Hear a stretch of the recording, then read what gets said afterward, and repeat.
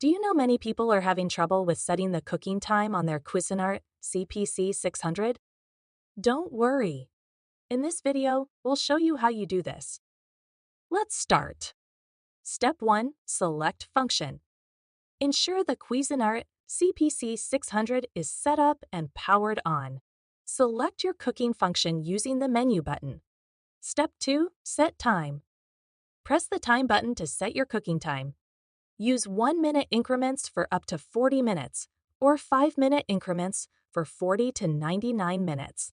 Step 3. Start cooking. Press the Start/Cancel button to begin the cooking process. The red dot on the display will blink as pressure builds. Step 4. Monitor cooking.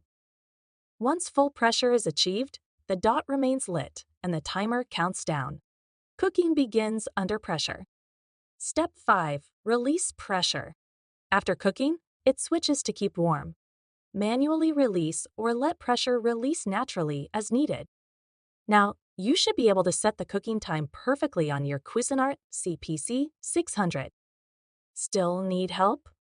Visit our website for the complete manual.